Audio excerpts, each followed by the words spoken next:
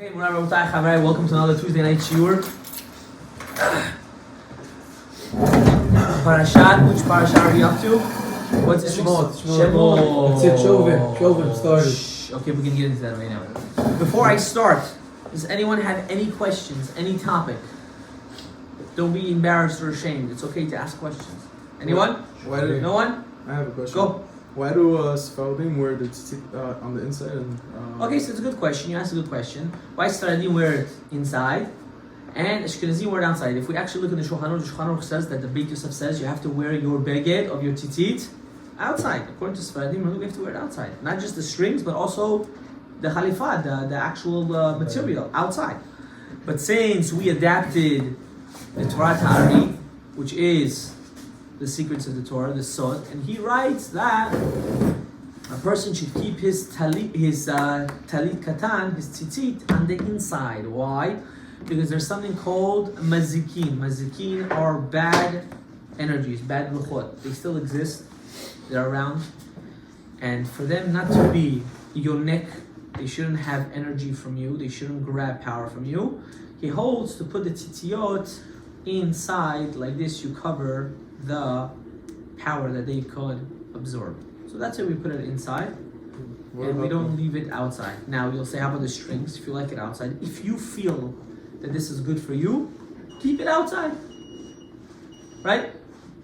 There's no isur. There's just some people do it this way, some people do it that way. So that has nothing to do with the mazikim? Maybe here, there, but at this generation, we say that we are mekil and this. Why? Because since the door is chalash, the generation is very weak. So sometimes for a person to see the tzitzit, as it says, when you see it, suddenly it gives you a certain awakening. You stop to do averot. As we all know, the story of the man that wanted to do znut. He traveled the world. This was his thing. Can you imagine? He traveled the world to sleep with women. Can you imagine? He heard there's an island in Greece with such a beautiful woman that has seven mattresses, and at the bottom of each mattress there's a pea. And the way she does the averah, she doesn't even crack the pea. Whatever, it was a whole cheshbon. She was so professional in her method of doing this averah that people would travel just to be with her. They would have to pay big money. And while he was taking off his clothes, he was ready to do the averah. He saw his tzitzit and he ran outside. And she was hamum, she was surprised. She couldn't believe it. Man traveled the world to be with me and you just got up and ran? What happened? And he said, my tzitzit stopped me. And she couldn't believe it. I have a beautiful lady right there waiting for you, and your strings are the ones that took you away. So that's how the story goes. And he was muzman l'chayei olam haba. He went in a fetal position, it says. It means he put his head in between his feet. He cried so much and his neshama came out. And he was not just called a ben olam haba, he was muzman. He was invited to Gan Eden, which is in a higher level. Because he did teshuvah mi'ahava. He reached the level of doing tshuva not out of fear of sin, but out of that feeling of I was so disconnected to HaKadosh Baruch Hu that I can't believe I sinned. When we do teshuvah, it's not unfortunate. That's when people, right? We'll give the benefit of the doubt for Klal. So when people do teshuvah, why do they do it? Yes, please. They do it because they don't want to go to hell, right? The famous hell, whatever. We'll talk about that at a different time. Or they don't want their kids to get sick, or they don't want problems with their wife, and they go the whole mice, right? But this man didn't do it for that. He didn't care about that. He said, I can't believe I was so detached from my Creator. And he did such teshuvah, and that's how we have to do teshuvah. We have to do teshuvah not because we're scared of anything. What are you, 5 years old? You're not scared, because if you would be scared, you would not do this sin in the first place, right? So you're just telling yourself you're scared, but really you're not scared. So how you have to reach teshuvah? I can't believe I did it. I just disconnected myself from the Creator of the world. So tzitzit has that power. If you mikaven and look at it, it gives you that power of chizuk. Wow, I can't sin. So that's why, if you feel that sense of, wow, I want to keep my tzitzit out, then keep it out. Right? What's up? I heard if you do teshuvah be'ahava, yeah, it turns the... Correct. So here's the pshat. You ready to hear this? If you do teshuvah, right, regular teshuvah, that means your averot are still there. You just won't get punished because of them. But now you need to give it a kli kibul. Everything needs an acceptance, a kli, a vessel, right?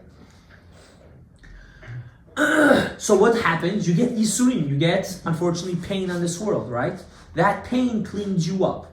That's why there's fasting and so much other things. Can you cause pain on yourself? But if you do teshuvah mi'ahava, your averot becomes zechuyot. Automatically, your energy of such a dbekut, such an attachment to HaKadosh Baruch Hu becomes so strong that itself becomes the kli for your averot, and you don't have to do anything else. But to reach that level, let's be honest, halavai ve'ulai will ever reach that once in our life. I'm not telling you this to discourage you. I'm telling you this that this should encourage you to try to reach that level. But if once you reach it, it's just a whole different understanding of living. Because you're not living for you. You're living for Hashem. And that's the key. The key is to understand, I keep tzniut, I keep kosher, I put on tefillin, I do all mitzvot, not because of me. I do it because Hashem decided that I should do it, and I'm going to do it for Him. And why should you think that way? Before you were put in this world, were you needed? No. Right? You're not needed, because you were not here. Yeah. Now that you're in this world, are you needed? Yes. Yes and no, right? I know, Right? you said we're here. You're really not needed for you, because if you wouldn't be here, you wouldn't be needed, right? But now that you're here, someone needs you. So who's that needs me? Hashem. Because Baruch Hu needs me. But not because... Hashem needs us. Well, so I'm going to get into it. You got excited here. Whoa. I'm going to explain to you what I mean. He doesn't need us because we complete Him. He's complete. Because if not, He wouldn't be God. So what does it mean that He needs us? What's the give? He, in His existence, which is even wrong to say that word, but He, in His completeness, wants to give. But He can't give unless He created someone To give to. to give to. He's giving to himself. That's when you do mitzvot. You give to who? Yourself. Same thing. That's why it says Hashem created man in the image of God. What does that mean? God has no image. To say God has an image is kfirah. What are we, Christian? No. What does it actually mean? He created us in a sense of the same way of He Himself. What does that mean? Do you need kids? You don't need kids. But now that you have kids, do you need them? Yeah, because you already created them. They become a need to you. But in reality, you don't really need them.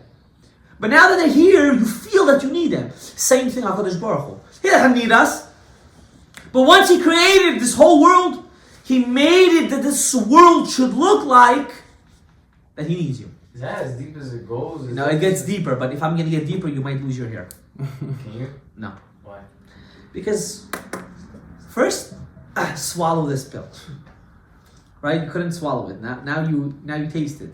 Right? So first swallow this pill, and then you know what the next topic is? Freedom of choice or not. And I don't want to get into it. Right? Let's not get into that because I have a whole different view than most people. What's your? I don't believe in freedom of choice. Yeah, I believe in it, but I believe in it in a totally different understanding. Make your own muscle. No, freedom of choice is not a physical thing, it's a mental thing. Means, let's say right now I walk outside and I find, I don't want to say I get hit by a car, so I'm going to open my mouth to the Satan, right? God forbid. Let's say not to me. I walk outside, suddenly see two cars, pah, crash, goyim, right? Prisoners, right? Pah, they crash. Now me that's watching this, I have two choices here. Three choices. Goyim, who cares? Bye, turn life. Two, wow, I saw it, that means there's a message behind it. What am I learning out of this? So everything that happens to you in your life is something that you need to learn from. God forbid someone walking on the street and he hurt his hand. Or someone had a bad childhood. I didn't want to go straight into this topic, but I guess we'll have to. Someone has a bad childhood, right? A tough childhood, a rough childhood. Now there's two ways how to look at it. Three ways. There's 100 ways really. But a person can whine about it and say, oh, my life sucks. They blame the whole world. And they live the rest of their life with this guilt and pain and hate and for everybody. And then there's another person that says, listen, I had it tough, but this toughness made me who I am. and I'm going to learn from it. I'm going to be a better person, and I'm going to grow, and I'm going to make sure not to learn. In a sense, I'm going to learn how not to be towards people because I remember how I was treated, and I'm going to balance my life. That's your bechira. Your bechira is your machshava and how you take things. What's the bechira? Bechira is choice. The mindset behind it, right? You can get. I know couples that fight all the time, right? How do they handle the situation? By your mindset, that's going to determine how you're going to handle the situation. The outcome will be the same. If I need to get to place A, if I'm in point A and I need to get to point B, I'm going to get to point B in my life. It's going to happen. The question is, am I going to get there with a bicycle, with a scooter, with a car, with a rocket ship, with an airplane, with a helicopter, or with my feet? But I'm going to get there. It's going to happen. The problem is we're not taught this. We're taught to be robots. So you're going to say you are a robot if you have no bechira, right? So I'm going to explain to you. Oh, please. I hope you guys understand this the right way.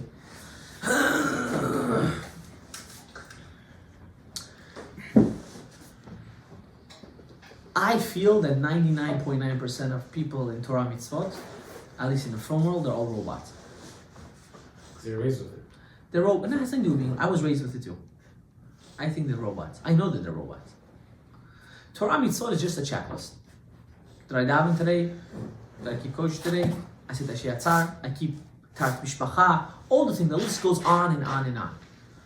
But if you'll stop them for 1 second and ask them, why do you do it? Kind of why God told me to. That doesn't work anymore. It's so dry. Why is that dry? What is why they're doing it? Oh, yeah? Can I ask you a question? Why is that wrong? Can I ask you a question? Yeah, you ready? You sure? You're married. You ask your wife to do something. She says why? Or the opposite. You say why. And she says because I said so. Is that good enough for you? No, right? Say right. Not answer. Use your mouth. No, right? So why for your wife it's not good, or for you it's not good, but for God it's okay to live like that. You have no choice. No choice for what? You have to. No, you have a choice how you accept it. That's your choice. You have to keep it. The question is, how am I going to take it that I have to keep it? Right? Rubashkin was in jail. You know what he said when he came out? My body was in jail. My soul was never in jail. That means even though he was in jail, he always felt free. Because his mindset was healthy. He had to look at it that I'm right now in here. I'm right now doing a mission that God wants me to do. I don't know what the mission is, but I'm here. Why did you go to jail though? It's irrelevant why. It was all a hoax because they wanted to catch him because he had immigrant workers. They wanted, right, the Democrats that hold that immigrants should stay here, put him in jail because he had immigrant workers, right? We won't get into politics now because then we're going to get into a different tangent. I don't want to get into a different tangent. Baruch atah Adonai, Eloheinu melech haolam she'akol hiya bidvaro. Amen. Right? So let's not get into that because politics is very dirty and it's never clean. Right? Everyone's a hypocrite and everyone has a connection and everyone wants something from somebody else. Next topic, or real topic, and we're going to get back into this. And unless anyone has any questions. Do you have any questions? No? Any questions? Yeah. Go ahead. What's the point of doing anything? For Hashem is all powerful and he could do everything that we could possibly do by himself. Correct. Because when he created the world, he limited himself. I want you to be careful with what I'm saying. He's not limited. You're making it very, very hard to be careful. I know, that's why I told you I don't want to continue this topic because your head might come off right now. God in essence is not limited. He's Ein Sof. He's endless. But the way he created this world, klapeinu, that we see it, that he restricted himself. Not that he can't do, he won't do. For example, a kid, you're gonna have a baby one day, hopefully. You have many babies, but you have a baby. Suddenly he starts to walk and he falls. It's gonna get out. So what does a sensitive parent do? Oh my God, let me pick him up. No. He fell, don't worry, he's gonna get back up. Why didn't a smart parent, not run and pick him up? He's learned by himself. Exactly. So the way Hashem created this world, he created b'midat ha'elokim, which is din. That din is for us to see hateva, that everything is just the way it's supposed to be. But really, Elokim is enclosed in Havaya, which is all good, which is godliness. But if you right now would see godliness, you would explode. Because you won't understand how to comprehend it. So he made everything seem in a way that it has to be the way it is. So too, when you live your life, even though, in a sense, everything has to be the way it is, he still gave you that ability to feel like you have to do it. So this is a feeling caused by him. Correct. Everything's caused by him. No? This is like a fake feeling though. It's not really like It's not fake, it's real. Because your feelings are the Because he only made it real. your feelings are the only thing that's, well, maybe I shouldn't say that, but yes. It's real, it's not fake. Why is your feelings real and everything else isn't? I take that back. I didn't say the feelings are real. I just said he makes it seem like you need to do it and it's real. Why? What's your neshama? What's a soul? God. She wasn't part of God. Okay, but what is it? It's not. It's Andrew. You're tired. What is it? It's God. If you want to explain to someone what a soul is, what are you going to explain? You You have it, you say. But you can't explain it. It says you as a How guy. you can explain it's not tangible? How you can explain God? You can't. It's a heavenly entity. Okay, so I'm going to explain to you. Something that gives me life. And neshama, That's- and neshama is not just a source of your life. Your neshama is like a small candle that is connected to a bonfire. Your soul, if you ever take I learned this when I went to camp as a kid. Whenever you take a candle and you put it next to a bonfire, you know what happens to the candle? Burns out. The fire from the candle jumps into the bonfire. Adapt. You should doesn't adapt. No. You should try it one time. Make a bonfire, take a candle, put it right next to each other. The candle, the fire of the candle hops into the bonfire. How's that possible? Your neshama forever wants to be connected to the Ein Sof. That's what drives you to live.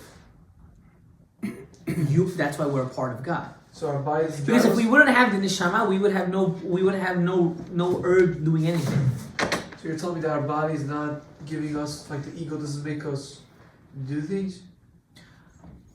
So you asked a good question. So the Balatanya answers this in no, not in Tanya, but Likutei Torah. He brings it down. I think Parashat Nitzavim, and he says as follows: the greatest gift God gave to us The ego. is our Yitzhahara. It's a gift. Yeah. Of course you would die. I'll explain to you. Get ready. You would eat food. Shh. I'll explain to you. Now, Yitzhahara, the way we see it, is not there's an angel and he's coming to whip you. But in us, there's two neshamot. We have neshama elokit and neshama behemit. This neshama behemit is what urges you to have a day-to-day life. So why do I have it? My job is that my neshama elokit should uplift the neshama behemit. I'll give you an example. Let's say one day you're gonna have many kids, but one of your kids is gonna be hyper, ADHD, right? Even though I don't like to label, but let's label it just for the heck of it. ADHD kid, so hyper. Blah, blah, blah, blah, blah. Now the world tells us he has to be in the system. Nafasiach, be quiet. Stay in the classroom. Shut your mouth. Don't make noise. Bah, bah, we scream. Make him feel like a piece of garbage until you kill the kid, you kill his neshama, you kill who he is. And then you figure out after 12th grade he's a dead kid. He doesn't want to do nothing. What was the problem? What did I do wrong? Instead of taking this kid and putting him into an environment that he needs to be in, which is full of life and action, and maybe even a Montessori school where it's more hands-on and they're learning with their emotion instead of being in a box and on a desk. I killed the kid. The world tells us we have to take our neshama behemit and we have to kill her. That's wrong. We have to take our neshama behemit, which is all of our desires and urges we have, and we have to turn him into helping us to grow in Torah mitzvot. We have to take his desires of certain things that we have it, and make it work with your neshama elokit. The greatest gift is when you can make your desires one with the wish of God. That makes you an ultimate human being. That means, I'll give you an example. It's hard for guys to wake up to go to minyan, right? It's hard, let's be honest. Even if it's at 9:30, right? How about if I tell you at 8 o'clock you have a 100% client that's waiting for you? Crazy deal. You can get up quickly. You're gonna wake up at 6 o'clock. You're not gonna even sleep. Not only that, you're gonna make sure you're gonna go to the mikveh. You're gonna daven nits, and then you're gonna go to the client. Why? Because you want to do the What's the difference? One's physical, one's spiritual. One, you see something tangible, Yeah. so it gives you that urge.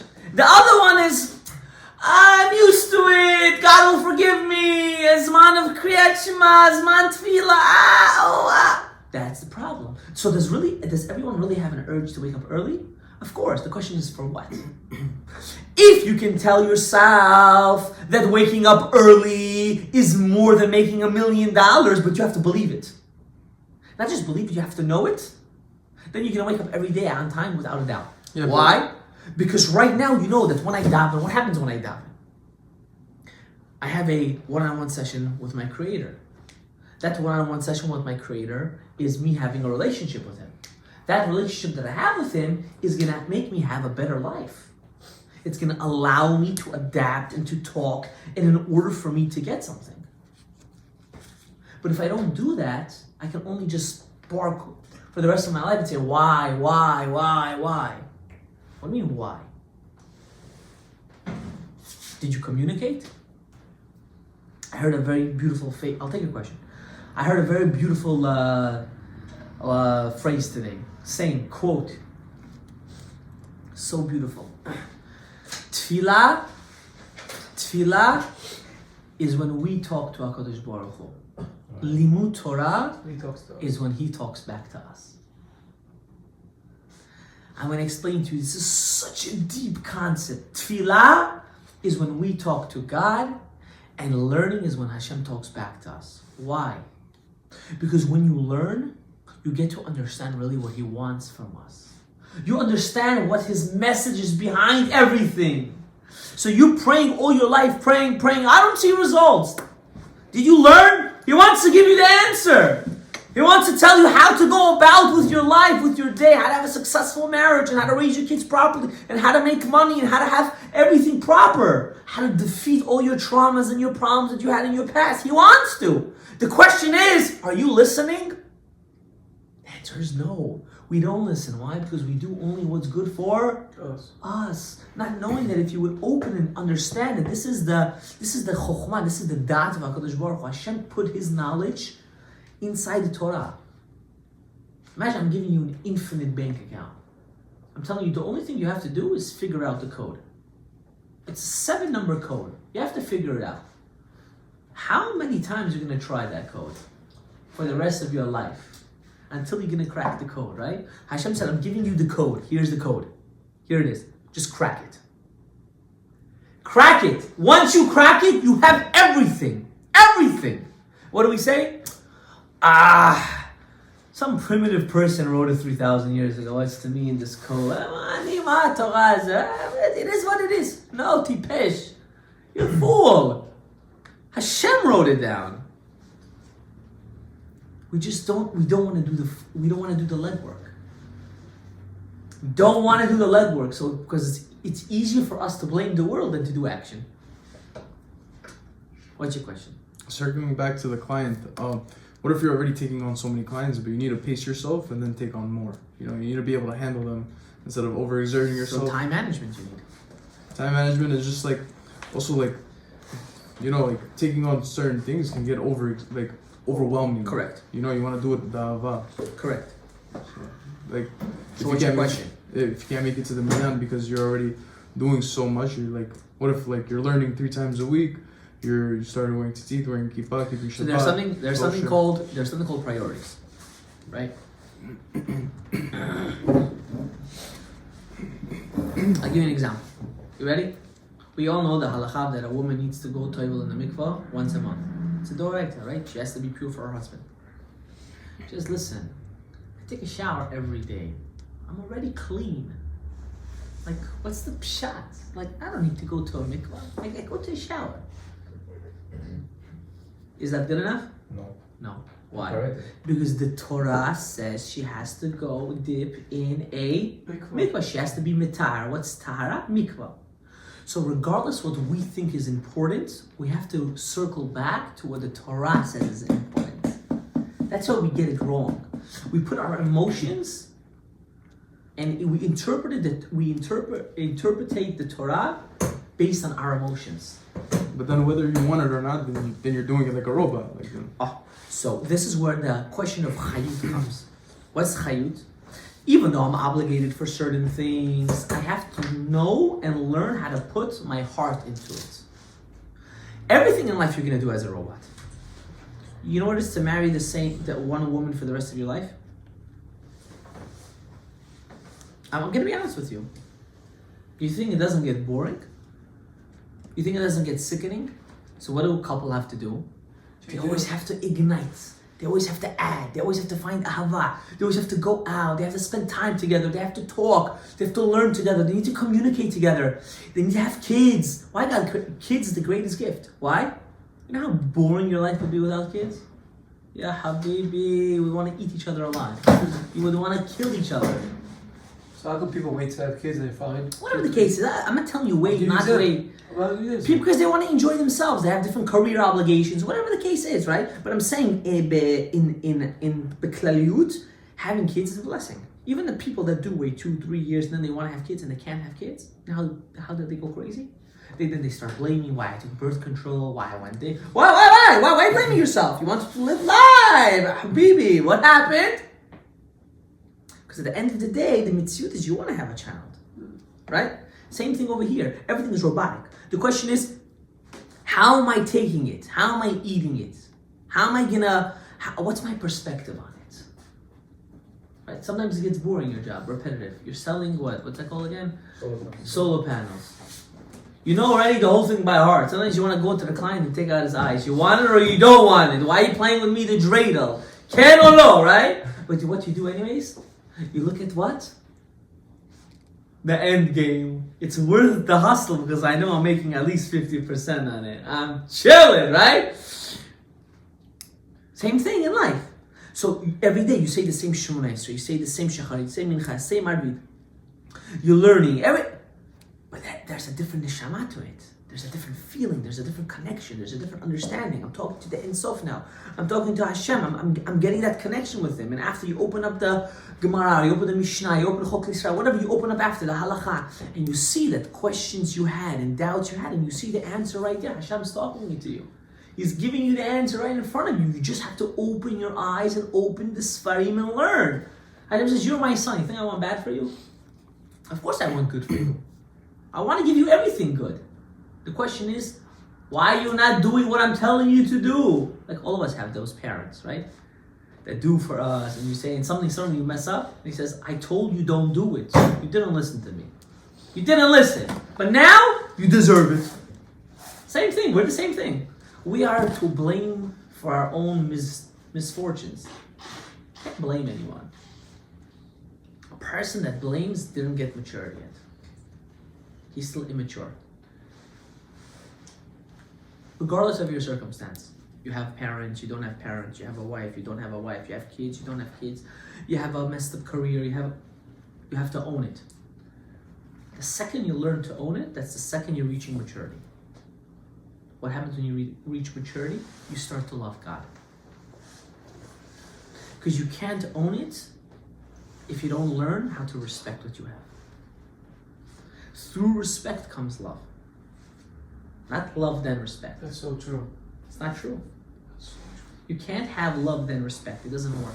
It's a fantasy. Hollywood. You first have to respect, appreciate, and then you can love. Because if not, what are you loving? The same way you love the good, you also have to love the not good. Because when you love the not good and you love the good, you see everything is really good. I just say, right, a person has a tendency to lie a lot. Shem Yerachem. But the other thing, they're good. They're good in other attributes, right? How do you work with that? With lying? Is he a pathological liar or he's just a liar? It's two different things. Like, Likes to protect himself. Let's just say one pathological and one regular. It's two different Maya. A pathological liar believes what he's saying is Yeah. true, but it's not true. That's totally, that guy needs serious help. Therapy, okay, so now let's just say a person's just lying. Person just a liar. You know why a person lies? Why? Because he feels unsafe. But what if he already has a habit? You're not listening. I understand, No, he's no, not safe. Does he feel comfortable? No. He doesn't feel unsafe. He feels unsafe. So why does he lie? Because he thinks that his lie that he's about to say is going to make him feel safe. Why? Because he's only telling you what you want to hear and that's what's the truth. So that's why he lies. So how does he break out of it? What does it mean to start feeling safe? You know what it means to start feeling safe? Confidence? Believing that everything is from God. So regardless if you're comfortable or not, I know this is what needs to happen. So automatically what happens to you mentally, there's no point of lying. I'm defeating the purpose.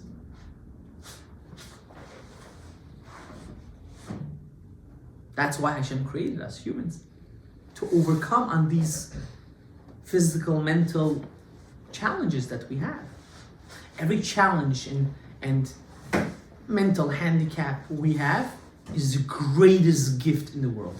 The greatest.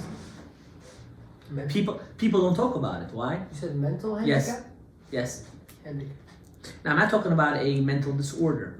What again? That's also in a way a gift to that person. But It's a gift. a mental handicap, if it's whatever it is, whatever he has, right? It's In a midot, let's say characteristic traits. He just has to learn how to channel it properly. But once you learn how to do it properly, you're an invincible human being. That's when the midah of not caring what other people say. We have a problem as humans. We do things more for others than we do it for what's right, or even for ourselves. Because really in nature we want to do what's right. I'll give you an example. I have two kids that dropped out of high school this year. They're doing very well, actually, very well successful. And they calling me non-stop. Rabbi, we want to learn. Kavua shiur twice a week. I said, oh, I don't have time. What do you mean twice a week? I barely have time to come over here. We'll do whatever you want. These were the kids that didn't even want to open up a book in high school. A book. They say every week, twice a week, want to learn with you. Like we feel empty. They still party, they still do business with goyim, everything. They wanted to keep on doing it, but we want to learn. We want to feel a little sense of Hashem. HaKadosh Baruch Hu. That's a Jew. A Yehudi, no matter how he goes to the left a little bit, he always wants to come back. And non-Jews don't? It's a different topic. Okay. Anyone have any questions before I get into the shiur? No? Yeah. Go ahead. It's a very, very unrelated question. Very? Unrelated. Okay. Not my first roller coaster ride. Can Hashem make a rock? Hashem could do anything. He can make a rock that he can't physically pick up. Yeah. Yes. How? By choosing not to pick it up. That means he's limited. No, he chose not to pick it up. That means in essence he could pick it up. The whole point of the rock is that he can't pick it up. No. So if it exists, that means that there's something he can't do. Incorrect. Why? Because he created it for him. Can a person create something he can't handle? Of course. That's a person. Can God do that? Even more so. No.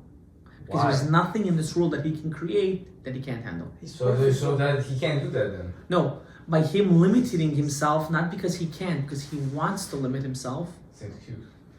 I'll give you an example. He's perfect, bro. No. I know this question. I know this is an ABC question of people that are on the verge of kfira and no kfira. What's clear? Not believing. I'm answering you. Hold on, this question it's not a questionable question. Correct. So you have to answer it in a way that it's not even answerable. You ready to hear? So this is his question.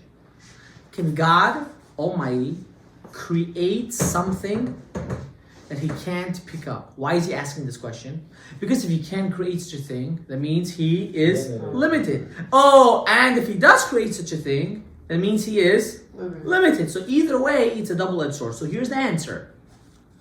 God can create everything. He does create everything and anything.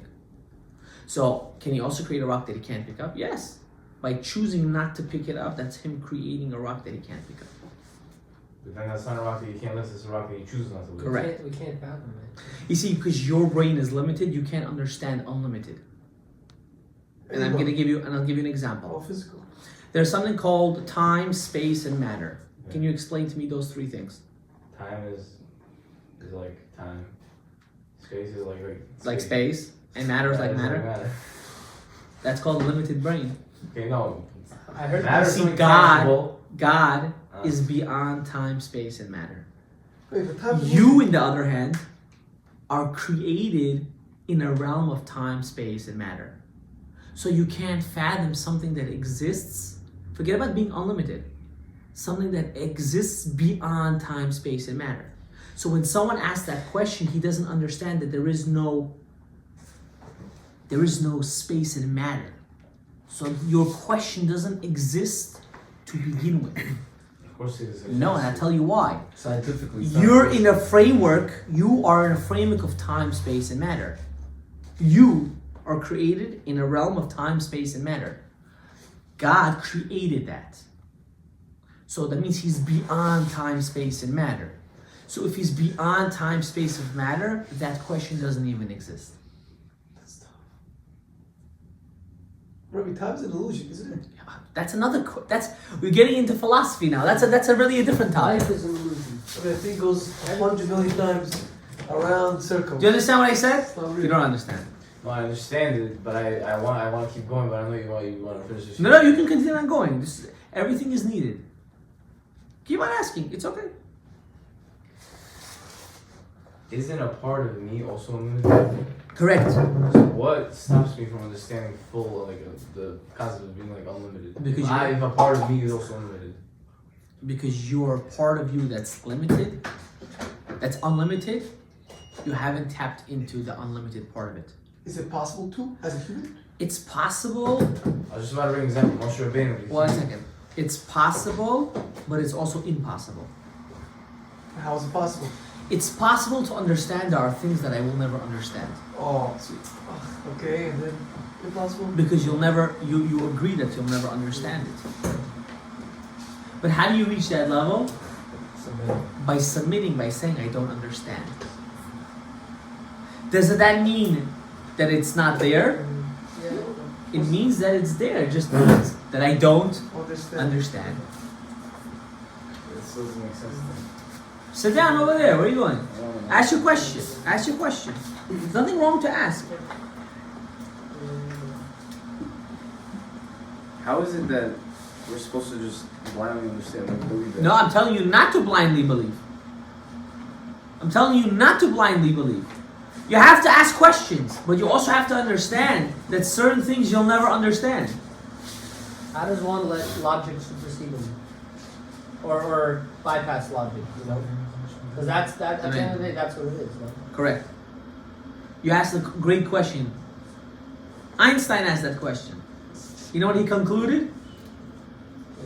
That there is a God. He concluded there was a God. I was just learning on Shabbat with your father. I said whatever they taught him in Cheder, when he was 5 years old, he realized when he was, how old was he when he died? 60. He realized when he was 60. Imagine if he would have accepted it when he was 5, which kind of Gadol Ador would he have been when he would be 60s? So all your life you're trying to run and understand something that they taught you in first grade. So who's the smart one there? Was Einstein really smart or not? Don't answer. No, because you're trying to understand something you can't fathom. You can't comprehend what is God. You want to understand something that's unlimited. So if you can't understand something, how are you supposed to follow it? The fact that you don't understand it, that's why you should follow it. Because you know it's higher than you. To want to understand it. If you understand it, you cannot follow it. Why? Why? Because that means you and it are the same. So if somebody understands the concept of what is unlimited and how it works, that means that what he's on the same level as God. If someone understands God, then he's in the same level of God. Then why would I worship something that I understand? If you have a full understanding and you have security, if you have full security, then No. you have no problem investing. No. The question here is not on security. You're changing. You're going left now. That's right. Let's go back straight. If I understand something, right? Then why do I need the thing that I'm trying to understand? It's good for you. But you already understand If it. you Why do I need it? Hashem, if you understand Hashem, you decide to follow him, that's good for you, huh? No, Why? because it's counterintuitive. What does that mean? If you understand Hashem, then you wouldn't get any fulfillment. You- You wouldn't get any You, scars. you in a way, you would be serving for nothing. How would you be serving for nothing if you're serving with Because security? if you know for a full fact that God is like real, then No. We Where's know the for a faith? full. No. If we understand. He's real, obviously. No, if we Wrong understand, word. if we understand what is God, if we understood what is God, we wouldn't serve Him. Why? What gives you that idea? It's a fact Established by who? by the reality of humans. When? When? I'll give you an example. Can I give you an example? When does a person start to show disrespect to his CEO of his company? When he needs more money. When he starts doing the same job as a CEO. Mm. And then What do you mean by that? When he starts working like him? Oh, I get it. Oh, I thought. when there's What do you mean? What are you trying to say here? That means you start losing respect for peers that are higher than you when you already reach their level. when you're Because he doing the needs to make job. more money than him. Same case. I just want him to understand that. The greatest gift is that we can't understand God. So if we did, we lose respect. You're saying. Was there anybody that ever understood God? No human will understand God. No, no, Navi ever? no, I was shown by no. Moshe Rabbeinu reached the highest. He's the highest Navi. No, you can't understand God. What you could try to understand is godliness. How He reveals Himself in this world. That you could feel, That's though, right? easy. That's Oh, look at this. We have prophets over here. Okay, let's continue. It's not easy at all. No, and today I'm going to explain to you how. You ready? I have a question. Okay, go ahead. Oh, from the new guy. Wait, so you But I didn't start my shiur yet. I'm just letting you guys know. wait, so you said nobody can understand God. Can dead people understand God after? No. Like, This is a misconception. People think that after they die, they see God. What? No? you don't see God? Absolutely not. What happens after you die? Ha ha! Besides, You continue besides living. being to the You good- continue living. But what do you mean by that? Continue living. Okay, in a spiritual form. let me explain something to you. What we do on this earth is just a preparation for the level up. Can I ask you a question? Do you ever play Mario as a kid? How many levels did you reach? A lot, right? How about if the game ended after the first level? Would the game ever sell? No. Pointless. No point. But what happens in the second level? You still have all the benefits of the first level. You gain so many mushrooms or whatever it is. I don't know. I played Mario one time in my life, I think. Right? You gain all the credit that you got from the first level. Same thing over here. What's this level? It's just we're grabbing everything that we need to exist and to survive for the next realm. And so on and so forth. And it goes higher and higher until there's Tchiyat HaMetim, the resurrection of the dead. To see the Ein Sof, it's just one of the funniest things I've heard in my life. So you never get to actually see God? If you see him, that means you're equal. you're tangible. That means you're Yeah. tangible to God. Are you not? No, you're not tangible to You're not God. tangible to God? No, of course not. How not? Tangible is physical. God is How endless. are you not physical to God? Because God is No, invisible. you God- are physical. Klape God God, is you are physical. physical, but you can't see him. Because he's not physical. So you can ask. Here's my. I want to get a little bit on a different tangent. You ready? How can we see God? We can see the beauty With he the creates. This is the $1 million question. We can see what he does. Depends How? where you look. Creation. Yeah. How do you see God? That's what much we I'll explain to you. By acknowledging everything comes from God. That's how you see God. by coming to an understanding that everything that happens in my life isn't a mikra, it's not a coincidence. Automatically, that's the beginning of you seeing Yad Hashem. You're seeing the revealment of God, not God Himself. Understood? I'm just disappointed about it. You never get to see God. Why are you disappointed? I want to see God. He just told you how to see God. No, you told how to like see what He does. Like You can't see God. It's impossible. Angels don't see God. aren't angels beneath us? In a way, they're beneath Him. In a way, they're above. I thought they were fully beneath because they're not Sahara. They're robots. In a way, they're beneath. They're not robots because they don't have a Yetzirah or Yetzirah Tov. You know why they're robots? So you do Because everything. because in the realm higher than us, you physically see godliness. Hi, what? I'll give you an example, right? You ready? Who is one person you're scared of in high school? Which teacher? Oh, Rabbi. The strict teacher. What?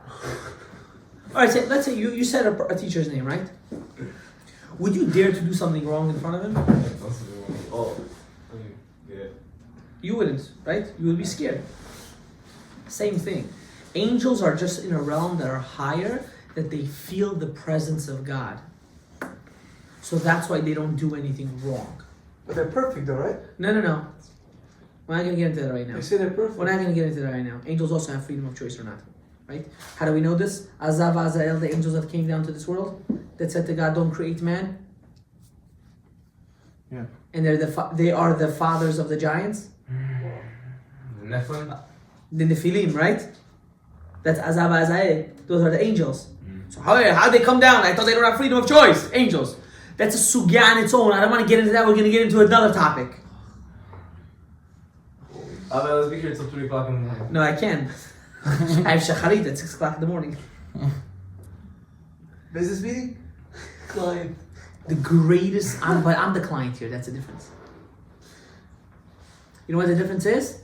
When I go daven shacharit, I don't feel like I'm doing God a favor. I'm doing myself the favor. I'm the client and He's the boss.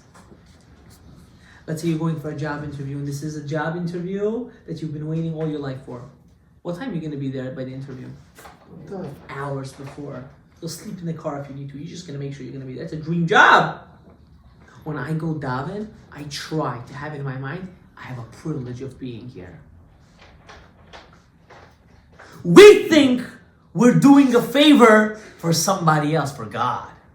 Really, we have that favor. By us doing that, Hashem appreciates it. Right? How does God appreciate it? What do we say in L'Shem Yechud? La'asod nachat ruach le'otzreinu v'la'asod ratzon b'reinu. What do we say in L'Shem Yechud? To do an upliftingness to God. Well, how can you uplift God? What's going on? Kfira, oh, that's why the Litzfishers took that out of their tefillah. They don't say L'Shem Yechud. It goes way back. There's a whole machloket, because Shabtai Tzvi Machshemon, Mashiach Sheker, and Rav Yonatan Eibeshitz, and they took it out. We're not going to get into that right now. But I want you to understand the deepness of how you have to feel when you serve Hashem. You with me? Yes, sir. Did I answer somewhat of your question? Yeah. Okay. Go ahead, another question. I love it. What if you gave example like, oh, you gotta wake up, like the $1 million check is waiting for you. What about in the cases where Hashem already gave someone the $1 million check? Like, what should motivate him to, or how does he get that connection? How does he, if you can't link If you're it to asking that financial- question, that means he never reached a $1 million check. Can I explain to you why? Because the ultimate $1 million check is always wanting to be connected to him. It's not anything physical. But It's making physical into spiritual. That's the $1 million check. Because when you have that, you feel a sense of purpose and satisfaction in your life. How do I know that? I know a lot of millionaires. They're not satisfied. They want to be multi-millionaire. And then they want to be billionaire. And then they want to be multi-billionaire. Be happy. You're satisfied. No. More. Drive. It's not good enough. So what do they have to do? They have to buy buildings, put my name here, Because they don't enjoy put my learning, name really. here. Because they don't Why? enjoy Because learning. already making money is not enjoyable. It's so easy for them. Why? It's And then they want to buy this. They want to, no, enough. I want to run for Congress. I want to, they go crazy, right? But remember, that's everything. But, you need more goals. but, what's the ultimate feeling? When I know I'm serving God. You get off the rat race.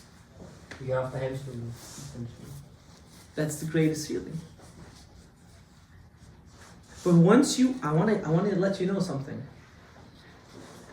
Once you have that feeling in your life, it's the greatest drug. It's worse than heroin. It's worse than heroin, I promise to you. Which feeling? The feeling of that attachment to God, it's worse than heroin.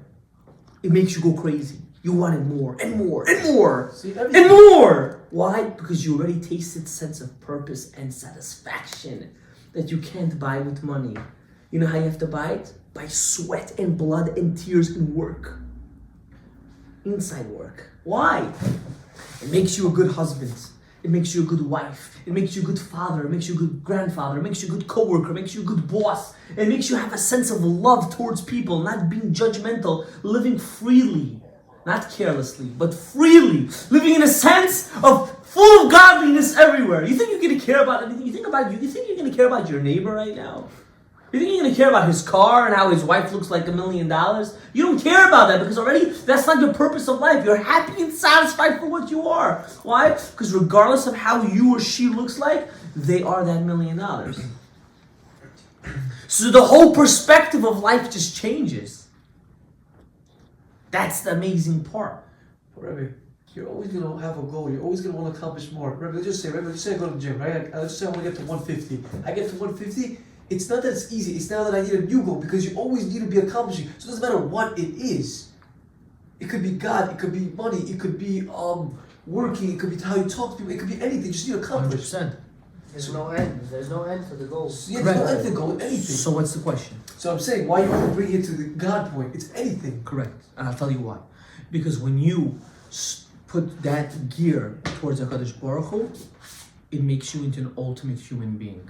So we're finding Not necessarily when you do that for money and gym and everything else. I see. You can still be the same chara, the same crap, right? And still reach that ultimate. But when you do it towards HaKadosh Baruch Hu and God, you become a perfect human being.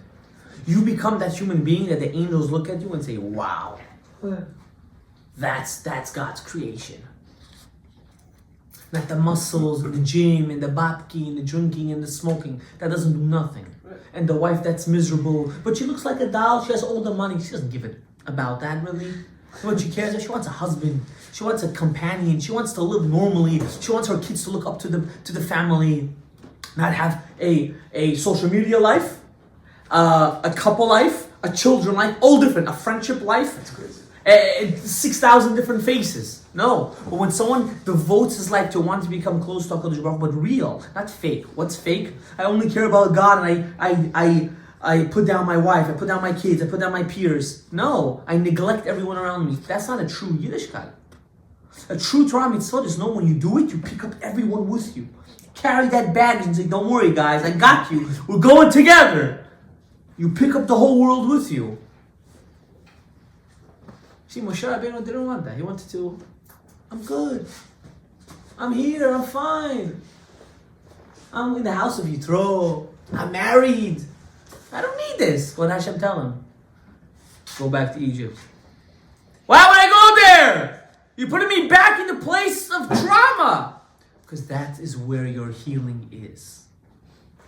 Your healing is in the same place of where your pain is. And when you can realize that, that's what makes you an ultimate human being. And if we don't comprehend that, we are still in the rat race. Damn. Any other questions? I have one. Shemot. You have another one? I have one. Go ahead. Then be mine? No one minds. No, go. Areini, yeah, we didn't even start Ve'elu Shemot Bnei Yisrael. I know. Is Hashem a little bit selfish because does anything that you really do here matter? Because anyways you're gonna die and your soul's gonna get reincarnated into a Gilgul. Nothing that you did in this life really even matters. Oh, not true. Not true. You just sneezed on it. And you're an idiot for believing in that. So who's the bigger fool, you or him? Right? You're not an idiot. Just believing in superstition is idiotic, right? Right? Like, I sneeze many times that someone's gonna be rich, they're still poor, right? Well, but I sneeze, right? It's all nonsense. Okay, question. You asked the question, right?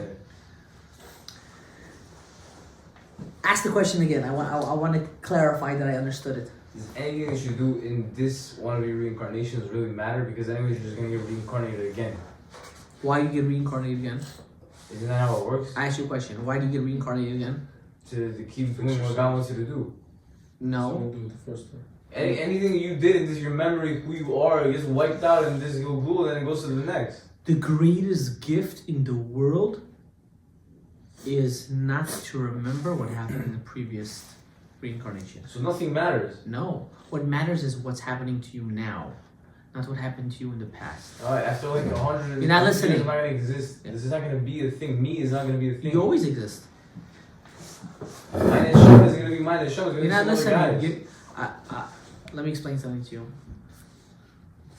Okay, what was that? Oh. Let me explain something to you. Oh, you saw that? You ready? Let me explain something to you. This tissue box, before it got to this table, it was full, right? People used it, and now it becomes empty. Let's say this is a neshama. And in one lifetime, you fulfilled 10% of what you needed to do. What comes back down? Do you know? What comes back down? 90%. The 90%. What about the 10%? What? What happens to the 10%? Stays up. Good. It goes So- to Hashem. It stays up. Was it pointless for this soul to come back down? Yes or no? No. Okay, so automatically your question you had is off the table. Because every time you come back, you're doing a different effect. Do I really matter? Like, am I supposed Oh, I'm to? getting there. You're saying that the 10% you fix doesn't matter? It matters to Oh. Hashem, but is my subconsciousness still gonna? No. Your subconscious. You see, this is what you think. You think you exist. You don't. I'll explain to you what you mean. What I mean. You do exist. I want to explain to you what I mean. You think that your feelings matter. Your feelings don't matter. Your mission matters. So my subconscious When someone's matter. going through college to be a doctor, and he feels exhausted and he feels in pain, you think his professor cares? Nobody cares! Nobody! What you know is that at the end of the day, you need to finish your schooling. If not, you wasted your time, right? Same thing over here. Now here's the catch. Are you going to go through the schooling with an enjoyment, or are you going to go through it with a suffering and pain? That's up to you. This is schooling, basically. So I'm not gonna exist then. What I am, what I believe in, what I stand for, what I think, what I feel is not gonna exist after this Gilgul. No, it does exist because you're coming back. But I'm not gonna remember this life. No, you come back. I'm not gonna Khatam team. Which one comes back? Oh, now you asked a different question. What That's if a I big don't come back okay. and I don't No. matter? Well, you asked a Why don't different you jump question. off the roof? No. Okay. Well, if you feel that way, you need to go to therapy. We have to change that. It's okay. People go through that. You asked a good question. I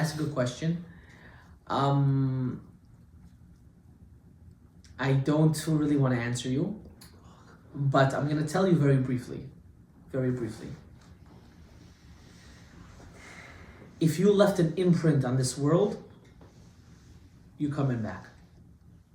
What's an imprint?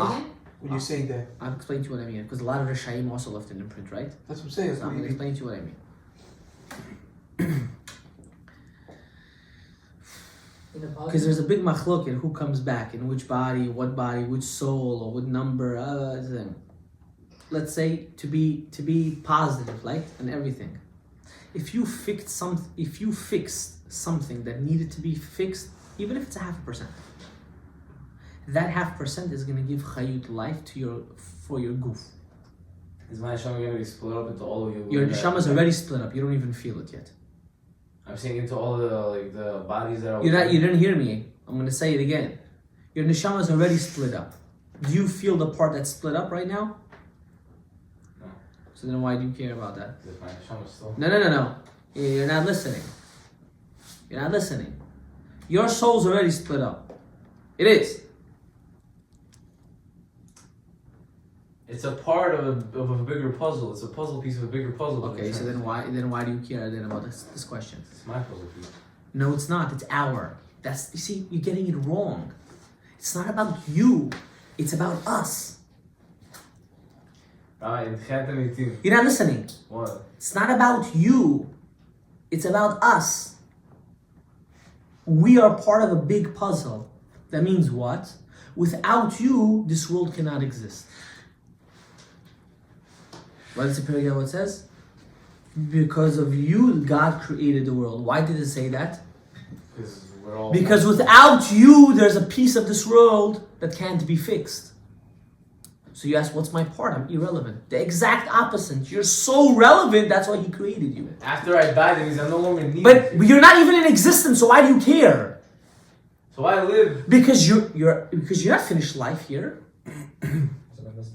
This is not the end of life. Next. Mario. Next game. Level 2. Mario. Level 2. So I heard that heaven is only like, How do you live with this? heaven is not the end goal. The end goal is to make like our world right now, like where we are, heavenlier or godlier than heaven. Correct. No. What happens is, where is Olam Haba?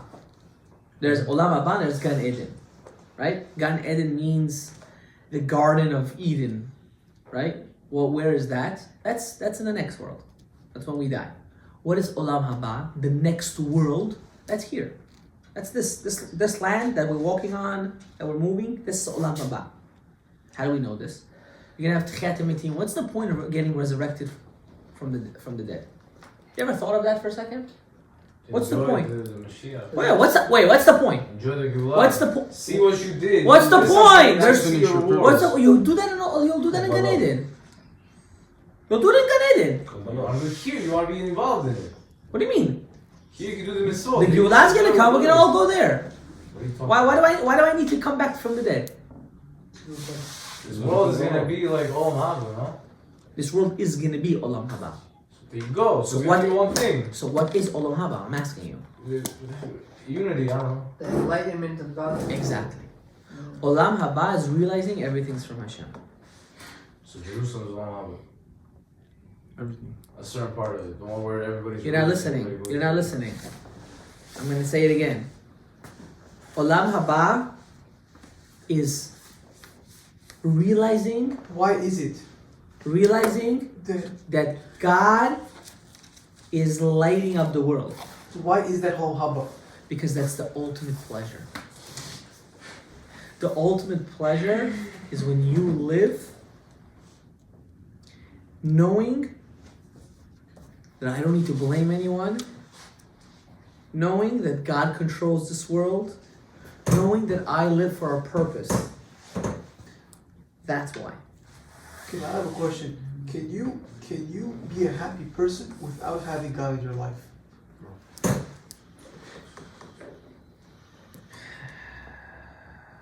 You can have satisfaction, you can't be happy. Why? But a person. Can I explain to you what that means? Yeah. Robert Cloud always says I'm naturally happy, so I have like. I'm explaining to you. Because you naturally love God, that's why he says that. I spoke about him, about you. We speak about it, about you. So I'm going to explain to you.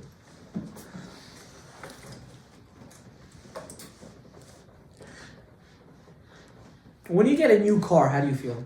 Kaif. Enjoyment, right? How long does that kaif last for? 2-3 2 months. minutes. 2-3 months.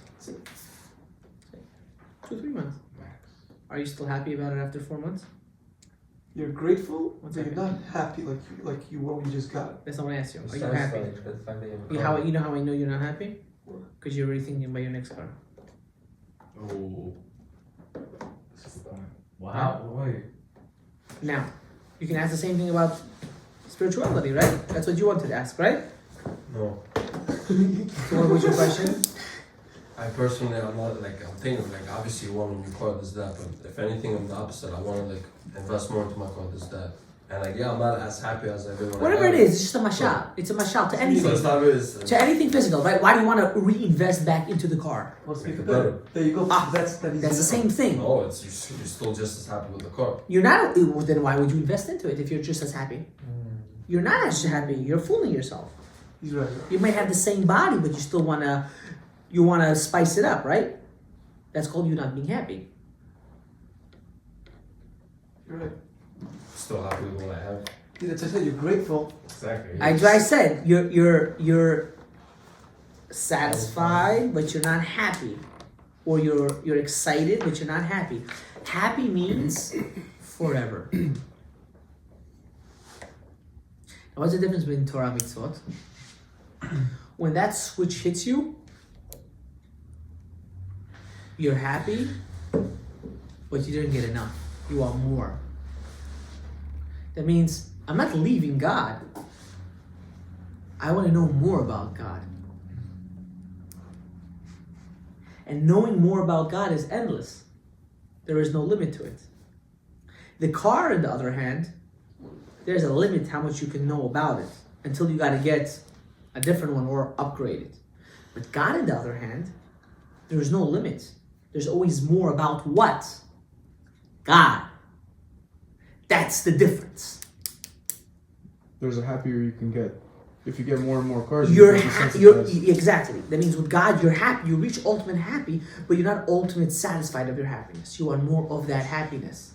The car, you reach the ultimate happiness, and now you're not happy anymore. You want something new. I have a question. Go ahead. If a person passes away early, whenever they're young, does that mean they completed their mission? Not necessarily. So This is a fallacy that rabbis like to say to make everyone feel good. oh, so it's not true. Not necessarily. So like, why does that then? Why does that happen then? Maybe sins, previous sins, the sins that he did now. It can be hundreds Sins of of the reasons. father, I heard. What? I heard a son could be punished based off the sins of his father. In certain circumstances, it's not as common as you think. Or their firstborn will die if his father cheats on his mother. I never saw that anywhere. Show me a source to Your that. brother said That what? A firstborn? that years ago. Like years ago. Show me a source. I'll show you a video. I need a source. Your A brother- child, a firstborn child can pass away because of the sins of the father. Because his father cheated on his mother. I need a source to that. I think your brother said that. I didn't ask you to think, I asked you to know. Source.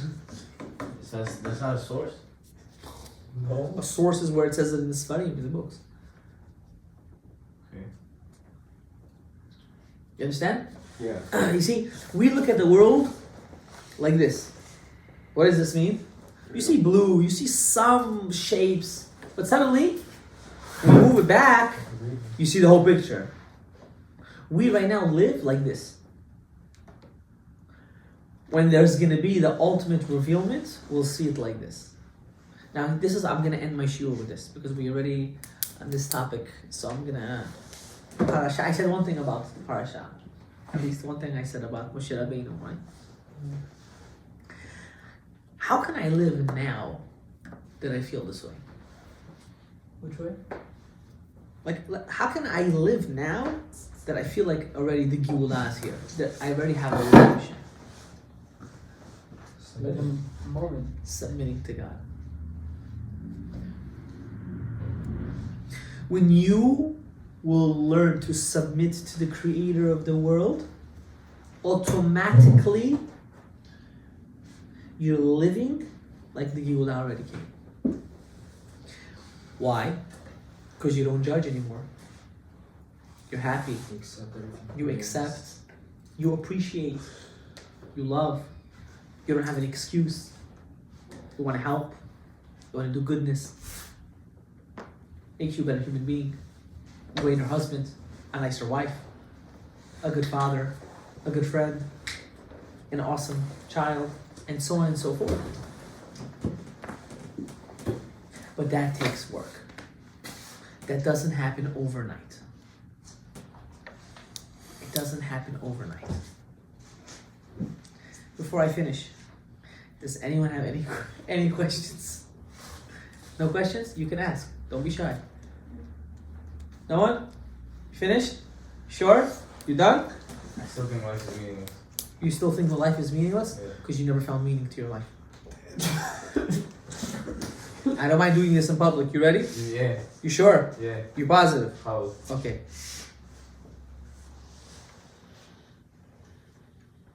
I'll do it in public. If you don't care, I don't care. I have full I consent. don't know what you're gonna say. I have full consent. Go for it. I don't care. Okay. Shall we continue? You need to say it, not me. No, yeah, I'm saying.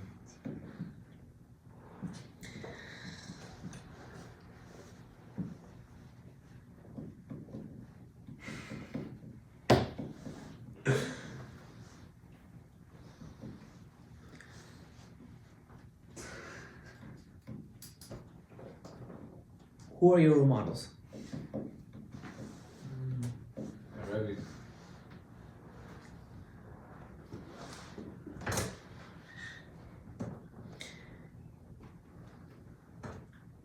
How much pain do you have? Physical or emotional? Emotional. Or spiritual? Emotional. Spiritual, emotional, same thing. Not that much. Did you ever blame yourself of the circumstances you were raised in?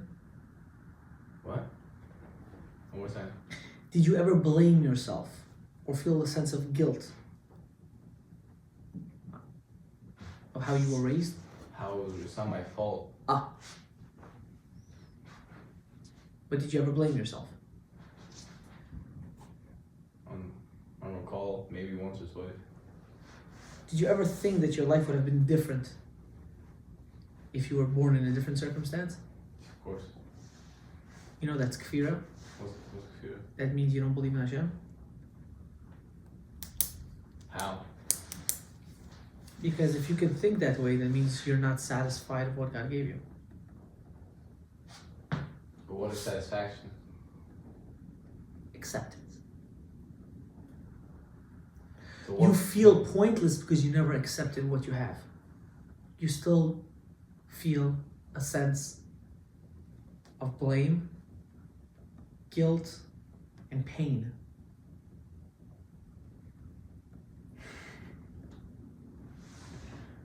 I don't think I feel blame or guilt or pain.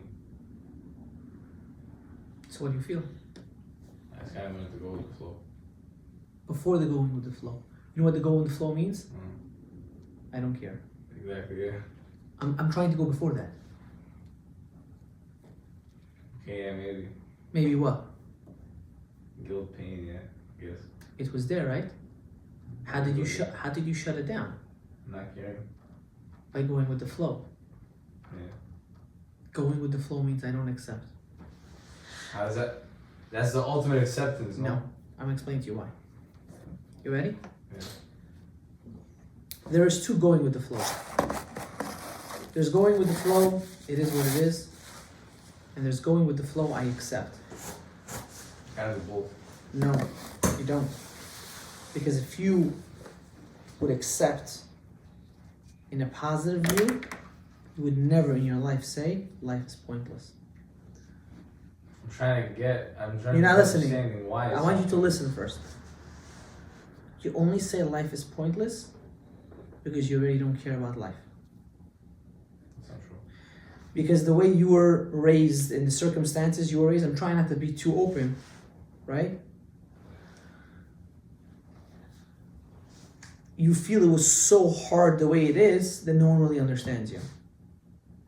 So you find a reason, or you tell yourself the way that I am is just because of the circumstances that I was put into. Isn't that for everybody? Isn't everybody One part of their second. environment? 1 second. Yes, 100%. The question is, how do you develop it? Like, What do you do after it? After you acknowledge that, are you gonna now look at it in a negative, or are you gonna look at it in a positive? Is an existent absent father worse than a not existent absent father? Answer the question. Say that again. Say it again. Same thing. Listen, it's not the same thing. Is an existent absent parent worse than a not existent absent parent? Yeah. Yes. You have to understand that.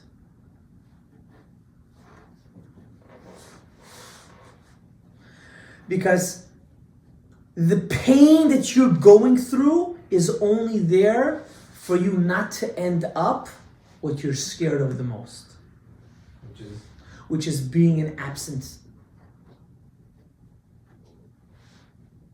human being. Not feeling good enough, you're saying? No, he knows exactly what I'm talking I about. really don't. Okay, I'll tell you. I'm gonna go more deep. Please forgive me. Your pain and your feeling of why is gonna carry on to your kids unless you learn to accept it. Not accept it, go with the flow. Accept it and thank God that that's what happened to you. I do that. Just side point, because me and like, what do you mean like, and by the question that he asked with the thing. But the question- the question is very the relatable. question. The question. We relate, like they're tough. Wait, damn, that question.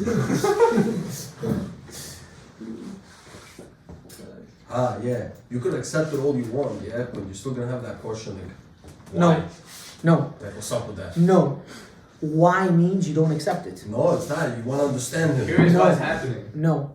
You see, this is where I disagree with a lot of things that certain people say. To know what happened in your previous life, to know why things happened to you in this life, is a waste of time. It's not going to change anything. Why? Because knowing is not going to make you a better person. Not knowing and building on what you don't know and accepting makes you a better human being. How? Because that's called submitting.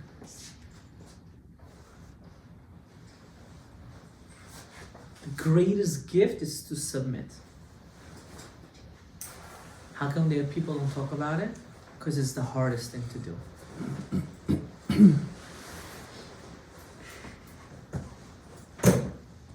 I wish I can flip the camera so people can see your face. Why? Because I know the light just blinked. It's just very hard to accept it. Because if you can accept it, you know that someone else is right and you're wrong. And now you have to change your whole life. And that's the hardest thing to do.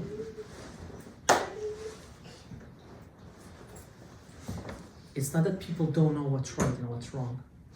People don't want to work.